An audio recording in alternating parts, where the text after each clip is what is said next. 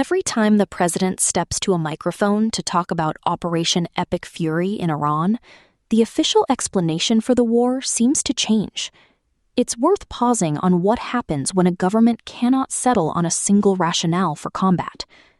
Writing in The Atlantic on July 18th, Tom Nichols tracks this shifting messaging, alongside the immediate toll on American lives.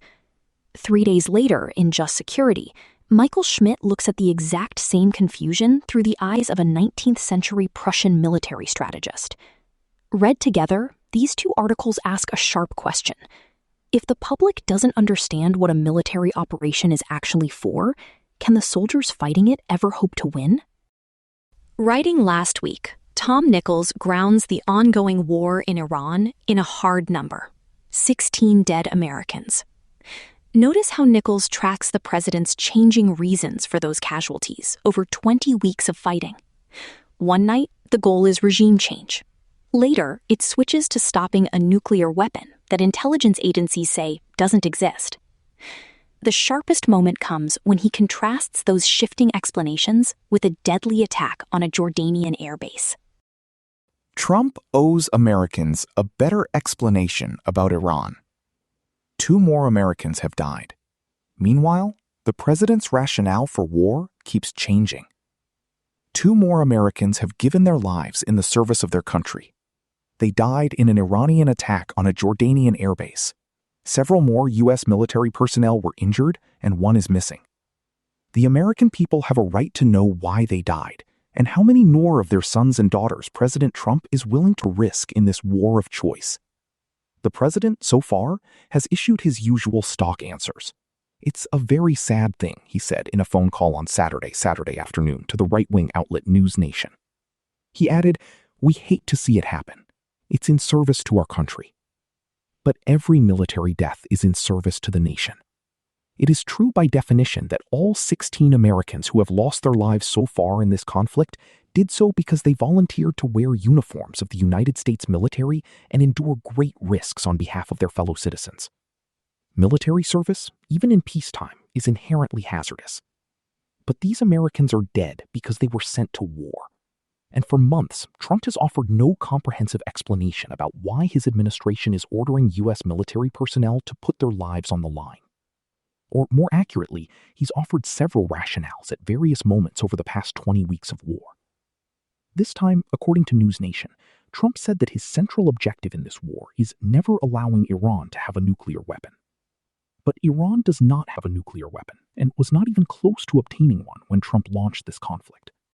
Trump has since claimed that Tehran was 2 weeks away from creating a bomb, an assertion no serious analyst and no intelligence agency in the U.S. or anywhere else has supported. The night the war began, however, the White House issued taped remarks by the president in which Trump seemed to have had one overriding war aim: regime change. He told the Iranian people that the hour of your freedom is at hand, and that when the U.S. campaign was finished, they should take over their government. "It will be yours to take," he said. But as with some of his other declarations, he has since backed off, protesting that he never had any interest in toppling the Iranian regime, or at other times claiming that he in fact did topple the regime because he killed a lot of Iranian leaders, which is obviously not the same thing as regime change. Trump was optimistic about ending the Iranian regime, encouraged by Israeli Prime Minister Benjamin Netanyahu that the rule of the mullahs would collapse under an American onslaught, claims that CIA Director John Ratcliffe deemed farcical and Secretary of State Marco Rubio called bullshit, according to the New York Times. Trump sent U.S. forces into harm's way on what he later called gut instinct. Secretary of Defense Pete Hegseth, for his part, cheered on the idea of an attack. The Iranian mullahs are among the world's worst tyrants, and Trump could have made the case for ridding the planet of their rule over a nation of more than 90 million people. But the president has not seen fit, in all this time, to give one address to the American people or to Congress about why he plunged the United States into war, the global economy into chaos, and young Americans into danger. Meanwhile, the goals of the war have frayed and multiplied, with the United States now putting out fires of its own making. Regime change failed, and Iran quickly did what just about everyone except Trump and Hegseth knew it would do. It choked off the Strait of Hormuz and attacked U.S. friends in the Gulf. American aims soon focused on stripping Iran of its military capabilities and opening the strait. These efforts have also failed. Iran obviously maintains a stock of missiles and drones, and Trump himself has given up on eliminating the missile threat. I mean, they have to have some, he said with a shrug when asked about Iran's missiles last month, because other people have some. One of those missiles is apparently what killed the 2 American service members in Jordan. Meanwhile, the Iranians have demonstrated, repeatedly, that the strait is open only when they say it is, a command of the waterway they did not enjoy before Trump started the war. The president, it seems, somehow believes that he can put all of this toothpaste back in the tube with more applications of military force. Now 2 more Americans are dead, and 1 is missing. But Trump seems bent on putting more lives at risk. He has again, according to some reports, asked his advisors about seizing Iranian territory, stoking speculation that the United States is readying its forces for ground operations. If Trump were to give those orders, more Americans would die. If U.S. military forces are ordered to seize Iranian territory, they could do it. Such an operation might mean significant casualties. Nonetheless, the Americans, if they dedicate enough troops, could occupy Karg Island and land along the Iranian shoreline. But again, to what end? What does victory look like at this point? Even if U.S. forces invade Iran and assert that they control the Strait of Hormuz, these would be short-term operational successes that would leave American soldiers holding patches of ground in an enemy nation. And no matter what happens, the recovery of the world economy will depend on the world's shipping companies and insurers, whose owners might not be reassured by Trump's declarations or Hegseth's bloviations after a major U.S. ground action. But perhaps Trump has no such plans, in which case he is betting yet again, with American lives, that pummeling Iran and making the rubble bounce will get him what he wants. And what he seems to want is a docile Iran that agrees to peace with the United States, opens the strait, stops attacking other nations in the area, and vows never to develop nuclear weapons. Military strikes to attain these goals haven't worked so far, and Trump has offered no explanation of why he believes that new strikes will work this time. Worse, the Iranians may have lost their supreme leader, only to be replaced by one of his sons, but the regime now seems in a politically and strategically stronger position than it was on the first night of the war. Trump does not seem to comprehend that Iran has a higher pain tolerance than America. 2 more deaths are not, as Trump calls them, merely a very sad thing. The president led America into a major shooting war. American service people are getting killed and wounded. Trump only yesterday demanded national airtime to rant about electoral conspiracy theories. Before 1 more member of the U.S. military is killed, he should return to the airwaves and stand before Congress to explain what he's doing in Iran and how many more lives he's willing to risk. Reading Tom Nichols, the lasting image is a commander-in-chief throwing out different excuses for a conflict, while soldiers lose their lives at a Jordanian airbase. Nichols points out that the justification for attacking Iran kept shifting. 1 minute it was about stopping a nuclear bomb that didn't exist. The next it was about overthrowing the government on a gut instinct. It reads like a massive failure of political honesty. Michael Schmitt picks up that exact thread of confusion, but takes it straight to the battlefield. He relies on the 19th century military theorist Karl von Clausewitz to look at why Operation Epic Fury is already falling apart. The interesting thing is how Schmitt bypasses the politics of the president's changing story entirely. Read alongside Schmitt, Nichols' complaint takes on a much sharper edge. Nichols treats the shifting explanations as a betrayal of the American public. But put these 2 together, and that same political chaos starts to look like a structural military failure. The inability to give the public a straight answer wasn't just a communication problem. It meant the troops on the ground never had a coherent objective to fight for in the first place.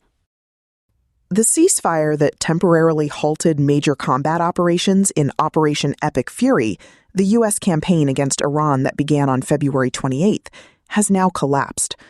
Just weeks after the Memorandum of Understanding, MOU, was signed in mid-June, Iran began attacking commercial vessels transiting the Strait of Hormuz. The United States struck Iranian targets in retaliation, and President Donald Trump declared the ceasefire over. Iran's subsequent shutdown of the strait triggered a shift from tit-for-tat exchanges to sustained combat. The United States has now blockaded Iranian ports. Iran has attacked Bahrain, Kuwait, Oman, Jordan, and Qatar. Oil prices have spiked, and markets have plunged. Iranian Supreme Leader Mojtaba Khamenei, son of Ayatollah Ali Khamenei, who was killed in Operation Epic Fury's opening hours, has declared that revenge is the will of the nation. This war is starting to take on the feel of a forever war. The post-mortems that began when the fighting paused have now grown urgent as the United States tries to understand what went wrong and where to go from here. Much of the commentary has focused on whether Operation Epic Fury destroyed enough of Iran's nuclear infrastructure and missile capability to justify its human and material costs, whether the Strait of Hormuz will open, and if so, under what conditions, and whether any negotiated settlement can be salvaged. Such outcome-based assessments are both inevitable and necessary. But the deeper question about Operation Epic Fury is whether the decision to go to war and the strategic design that governed its prosecution satisfied the foundational requirements of sound strategy. Answering it, as every war college graduate knows, requires turning to Karl von Clausewitz's masterwork on war. Clausewitz, the 19th century Prussian strategist, wrote about war in the aftermath of the Napoleonic campaigns. His goal was to explain why earlier theories of war proved inadequate during those campaigns, which for the first time involved the mobilization of a nation. But the questions he posed are the same as those that Operation Epic Fury raises today. Did the use of force serve a clearly defined political purpose? Was the right kind of war being fought with the right means? Were the conditions for termination set before the operation began? Here, I apply 6 of Clausewitz's core principles to this U.S. war of choice. War as the continuation of political intercourse, matching ends to means, the center of gravity, the culmination point, friction and uncertainty, and the paradoxical trinity. There is little doubt that in purely military terms, Operation Epic Fury has been impressive, for it has measurably degraded Iranian military capabilities with negligible, albeit tragic, casualties. But the strategic design, the architecture linking military action to political purpose, was deficient from the start. That deficiency is evidenced by Ali Khamenei's replacement by hardliners, the failed diplomatic efforts to resolve the conflict, the continued uncertainty surrounding Iran's enriched uranium stockpile and nuclear ambitions, uncertainty over the future of passage through the Strait of Hormuz, the hemorrhaging of U.S. soft power in what many international law experts and global leaders believe to be an unlawful use of force under Article 2.4 of the United Nations Charter, and most tellingly, continued fighting. In other words, Operation Epic Fury was a limited military success in the service of a strategic failure. Clausewitz's framework explains why. War as the continuation of political intercourse. Clausewitz's most well-known proposition is that war is not merely an act of policy, but a true political instrument, a continuation of political intercourse, carried on with other means. In other words, the political object is the goal, war is the means of reaching it, and means can never be considered in isolation from their purpose. On War, page 87. All citations are to the 1984 Howard and Parrott edition. Thus, he explains, war's grammar may be its own, but not its logic. Page 605. Should war become divorced from political life, the many links that connect the two elements are destroyed, and we are left with something pointless and devoid of sense. Page 605. The point is simple but fundamental. Before any operational planning occurs, political leadership must clearly articulate the political conditions the use of force is intended to produce, not which targets to strike, but rather the change in the adversary's behavior and the state of affairs sought. Only then will an operational plan, meant to map military means onto political ends, make sense. Operation Epic Fury will likely be studied in war colleges for decades to come as a paradigmatic failure of this foundational premise. The initial political objective appeared to be regime change, implied by the decapitation strike and Trump's exhortation to Iranians to take over your government. A flight of fancy, given the limited scope of the military operations, especially the lack of a ground component to the U.S.-Israeli operation. Within days, Vice President J.D. Vance characterized regime change as incidental to the primary nuclear denial objective. At the same time, Secretary of State Marco Rubio framed the operation around ballistic missiles and the Iranian Navy. The White House eventually settled on 4 stated objectives: obliterating Iran's ballistic missile arsenal, annihilating its navy, severing proxy support, and ensuring Iran would never acquire a nuclear weapon. The political objective now includes opening the Strait of Hormuz, which was of course open when Operation Epic Fury was launched. And the nuclear objective has been toned down to securing an agreement constraining Iran's capability, rather than eliminating it. These shifting sands reflect a chaotic lack of strategic clarity about the war's purposes. Each shift in the central political objective undermined the planning assumptions that governed the preceding phase. This war has become a testament to Clausewitz's insight that mistaking means for ends leaves the statesman with something pointless and devoid of sense. The kind of war. Clarity in setting the political objectives of war, the ends, permits shaping the use of force to achieve them, the means. Accordingly, Clausewitz emphasizes that the first, the supreme, the most far-reaching act of judgment that the statesman and commander have to make is to establish by that test the kind of war on which they are embarking, neither mistaking it for nor trying to turn it into something that is alien to its nature. He explains, no one starts a war, or rather no one in his senses ought to do so, without first being clear in his mind what he intends to achieve by that war and how he intends to conduct it. The former is its political purpose, the latter its operational objective. This is the governing principle which will set its course, prescribe the scale of means and effort which is required, and make its influence felt throughout, down to the smallest operational detail. For Clausewitz, war can be limited in the sense of pursuing bounded aims, or absolute, in which the goal is the enemy's overthrow. The political objectives determine which kind of war is required to achieve them, and therefore, inter alia, the scale and composition of forces, the geographical scope of operations, the likely duration of the fighting, coalition architecture, the diplomatic maneuvering required to terminate the conflict, and any post-conflict resources that may be needed.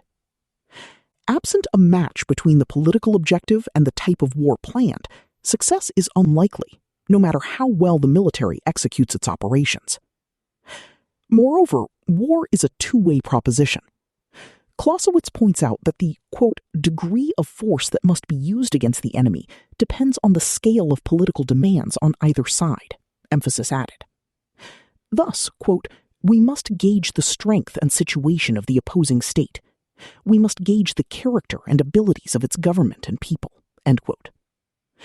Without knowing one's own political objective, it is difficult to assess how hard the enemy will fight to protect it. Without knowing that, the plan becomes speculative, based on hope. And, as every military planner knows, hope is not a plan. Operation Epic Fury pursued a range of objectives simultaneously, each requiring different force structures and operational approaches. To the extent that the end state was the weakening of Iran's regional military capabilities, the forces available to U.S. commanders were already there. Central Command were well positioned to conduct a limited offensive war to do so. That said, they proved insufficient to deprive Iran of significant residual military capabilities, as evidenced by Iran's continued ability to close the Strait of Hormuz and to mount attacks against U.S. forces and partners in the region. And regime change was an altogether different proposition, one requiring Clausewitz's absolute war. It required a force and operational plans, including non-military lines of effort, capable not only of decapitating Iran, but also of ensuring a suitable successor authority. Effective regime change would also require a plan to stabilize the situation internationally and diplomatically. The point that seems to have been missed is that regime change in and of itself is never sufficient. It is the day after that matters. Moreover, regime change was the likeliest way to ensure Iran severed ties with its proxy terrorist groups. Without the means to secure regime change, it is difficult to see how that end could be accomplished. In fact, Operation Epic Fury only deepened Iran's reliance on asymmetric means, such as proxy operations, to compensate for the degradation of its conventional forces. And the plan appears to have failed to account for the likely Iranian reaction, which did not treat the conflict as a limited operation against its military infrastructure, certainly not after its supreme leader was killed. For Iran, the conflict appeared existential, one that would justify absorbing high costs.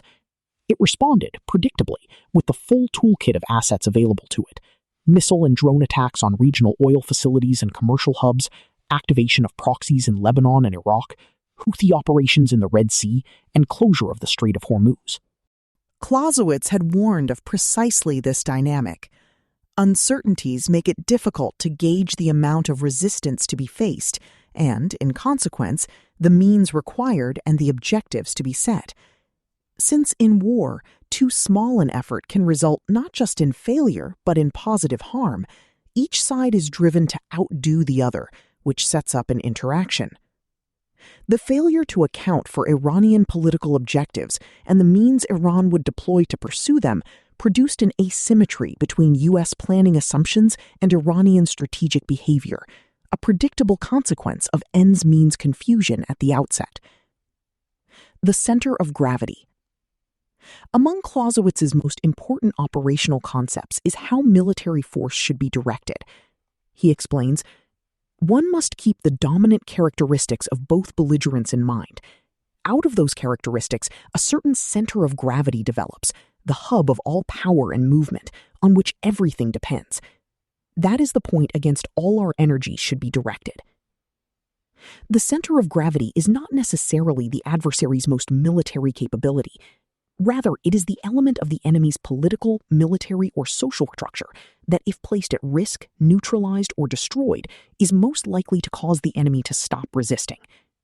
That result may follow either because the enemy no longer has the capacity to continue, or because it loses the will to do so, after concluding that the costs of further resistance outweigh the expected gains. Clausewitz offers the examples, depending on what the enemy values and the attendant circumstances, of the enemy's army, capital, alliances, or, of particular significance here, the personalities of the leaders and public opinion. Pinpointing the center of gravity determines where the decisive blow must land. Effort directed elsewhere, however destructive, can be helpful, but standing alone is unlikely to produce the strategic effect sought. Importantly, the center of gravity depends in part on the attacker's political objective. The center of gravity for one aim may not serve that purpose for another. Operation Epic Fury illustrates Clausewitz's point about the center of gravity with particular resonance. If the political objective was nuclear denial, the optimal center of gravity was Iran's highly enriched uranium stockpile and nuclear facilities infrastructure. But the exact location, extent, and accessibility of enriched uranium were uncertain. Indeed, the IAEA has been unable to verify the stockpile's current size, composition, and whereabouts. The very fact that negotiations about Iran's nuclear capabilities were underway pursuant to the June MOU, Para 8, demonstrated that the stockpile was not a vulnerable center of gravity. Therefore, a different center of gravity had to be identified. On the contrary, Operation Epic Fury had the countervailing effect of highlighting the utility of a nuclear deterrent against future attack. But if the political objective was regime change, the center of gravity was the Islamic Republic as a governing system. The decapitation strike was a logical move, but it rested on the assumption that Ali Khamenei was somehow irreplaceable, that his removal would break the Iranian leadership's will to resist. The opposite happened. A successor, his son, was quickly in place, and nationalist sentiment only grew. But the core center of gravity dilemma has been the failure to resolve which objective the United States was then and is now pursuing. Without that, it is nearly impossible to identify the vulnerable center of gravity to achieve that objective. After all, when the Clausewitzian hub is ill-defined, military force will be dispersed across competing targets, each operationally significant, none of them decisive. The result, as in this case so far, is a campaign that destroys a great deal and settles little. The culminating point. Clausewitz understood that timing was essential, especially for recognizing when hostilities have reached the culminating point of victory, the moment when continued offensive action shifts from generating advantage to producing disadvantage, page 566. The premise is that operations will eventually exhaust themselves. According to Clausewitz, a continued advance in an offensive campaign will usually swallow up the superiority with which one began, page 570. As the attacker advances, its strength diminishes, while the defender's relative position improves. A point is reached at which continued action no longer produces gains, and instead risks triggering an enemy response that generates consequences disproportionate to any remaining potential military advantage. The goal is to avoid crossing that point. Quote, "One must know the point to which it can be carried in order not to overshoot the target. Otherwise, instead of gaining new advantages, one will disgrace oneself." Page 570. To avoid overshooting the culminating point, the attacker must identify it in advance so it knows when its advantage has peaked. At the same time, the diplomatic instrument must be well prepared to exploit the situation once the culminating point is reached. This is essential because military coercion constitutes leverage only if the enemy knows which action will cause it to stop. Without clear settlement terms on the table at the culminating point, the operation is mere force, not a coercive strategy. Operation Epic Fury starkly illustrates how failing to identify and act on the culminating point can drive an attacker into a mire from which it is difficult to extricate oneself. The surest evidence that the United States has crossed the culminating point is the current strategic situation. The United States now must negotiate for Iranian concessions that were in place before the conflict began, such as transit passage through the Strait of Hormuz. The pre-conflict sanctions regime will likely be dismantled, at least in part, and any conditions regarding enrichment and disposal of enriched uranium are likely to be no better than those under the Joint Comprehensive Plan of Action, JCPOA framework, from which the first Trump administration withdrew in 2018. It is quite simple. Wherever the culminating point lay, if there ever was one, the United States has already passed it, as the initiative seems to have shifted to Iran, despite continued U.S. military superiority. Indeed, in some limited respects, Iran is arguably in a stronger position than before the conflict, with the obvious exception of military wherewithal. Meanwhile, the risks of Iranian retaliation, regional escalation, disruption of navigation through the Strait of Hormuz, and an indefinite U.S. commitment are seemingly increasing. This is precisely what Clausewitz predicted would follow from crossing the culminating point without converting military advantage into political result. But even if the culminating point had been correctly identified, the diplomatic instrument was ill-prepared to exploit it. The evidence lies in the sequential collapse of settlement attempts. The March ceasefire proposal, rejected by Iran as Washington negotiating with itself, the fragile April ceasefire that left the Strait of Hormuz contested and the nuclear question unresolved, and the June MOU, which lasted 3 weeks before Iran began attacking commercial shipping in the waterway the agreement was in part supposed to open. Now, serious fighting has resumed, and Trump has declared the maritime blockade is back in place. This is not the pattern of a diplomatic strategy pre-positioned to exploit military leverage at its peak. Rather, it is the pattern of a diplomatic strategy assembled reactively, under pressure, in an ad hoc manner, after most of the leverage that did exist had already been spent. The timeline tells the story. The day after Operation Epic Fury began, Trump described the conflict as a 4 to 5 week operation. Days later, he labeled it a little excursion and declared that the United States was very far ahead of schedule. Over 4 months later, it is clear that if there ever was a culminating point, it has long since passed. Friction and uncertainty. Clausewitz understood that war rarely unfolds in practice as envisioned in the original plans. War is the realm of uncertainty. 3/4 of the factors on which action in war is based are wrapped in a fog of greater or lesser uncertainty. Page 101. He added, "Everything in war is very simple, but the simplest thing is difficult. The difficulties accumulate and end by producing a kind of friction that is inconceivable unless one has experienced war." Page 119. Friction operates at all levels of war: strategic, operational, and tactical. It can stem from poor intelligence, incompetent leaders, flawed assumptions, unanticipated enemy action or adaptation, domestic and international political reactions, economic disruption, and many other factors. A sound strategy must therefore remain viable even when key planning assumptions prove wrong. To do so, political and military leaders and planners must be alert to the distinction between what they know and what they expect, consider alternative developments, and retain sufficient flexibility to adapt military and diplomatic lines of effort. Campaign plans cannot depend on optimistic assumptions proving correct. They must be resilient in the face of the friction of actual war.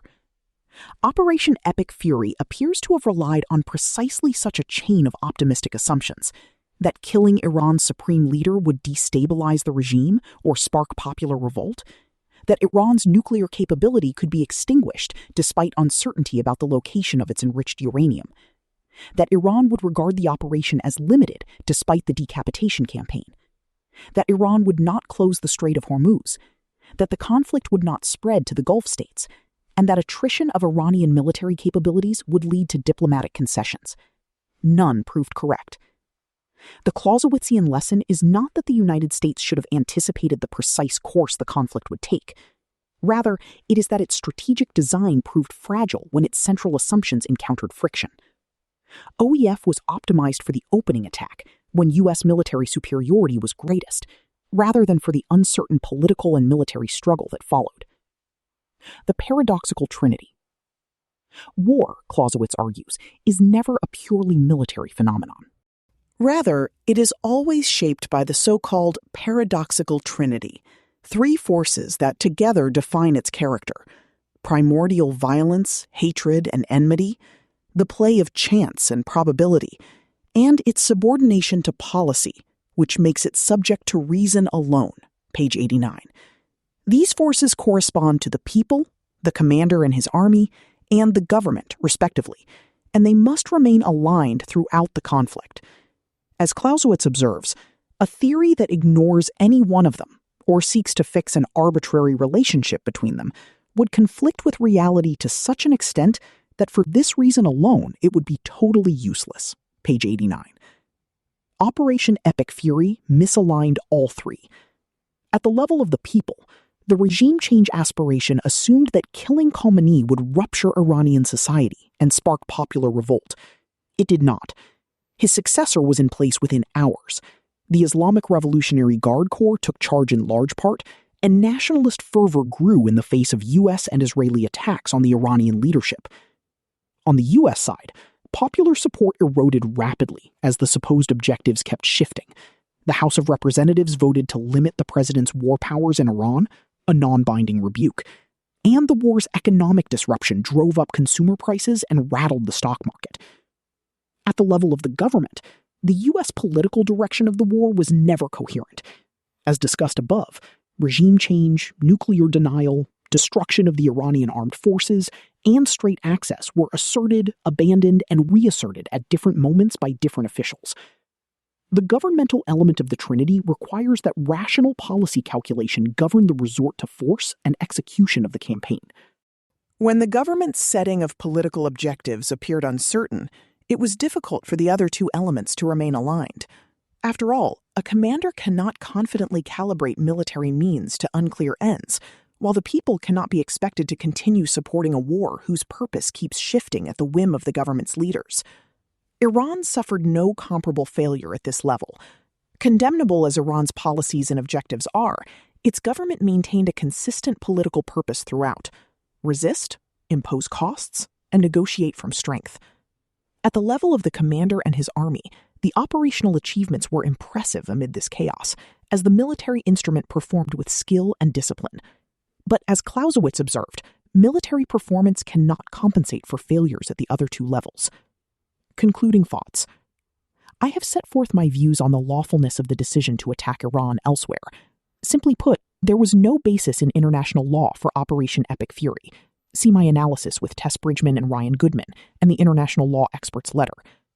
But not only was the operation unlawful, the decision to launch it violated foundational principles of war that have guided strategic and operational decision-making for well over a century. I have highlighted 6 from Clausewitz's On War, although there are more that bring into question the strategic wisdom of the operation, such as those dealing with alliances and war termination. Given their prominence in strategic thinking, it would seem that this was a war decided upon and guided at the strategic level of war by those who lacked not only the training, experience, and understanding to apply them effectively, but also the wisdom to listen to professionals in the security community, in and out of uniform, who surely knew them well. Ultimately, though, the most fundamental error was the most basic one: proceeding into war without clear political objectives, without understanding where Operation Epic Fury needed to take the United States strategically. I am reminded, in this regard, of the exchange between Alice and the Cheshire Cat in Lewis Carroll's Alice in Wonderland. "Would you tell me, please, which way I ought to go from here?" "That depends a good deal on where you want to get to," said the cat. "I don't much care where," said Alice. "Then it doesn't matter which way you go," said the cat. "So long as I get somewhere," Alice added as an explanation. "Oh, you're sure to do that," said the cat, "if you only walk long enough." The United States will eventually get somewhere in this conflict, but I doubt the administration knows where. I certainly don't. What lingers is the direct line between a microphone in Washington and a battlefield in Iran. When a president struggles to explain exactly why soldiers are fighting, the damage goes far beyond poll numbers. That political confusion breaks the military strategy itself, leaving troops to fight without a clear finish line. A 19th century military theorist and today's casualty reports both point to the exact same reality. The question left to sit with is this: when the reasons for starting a war keep changing, how does a soldier know when it is finally time to go home?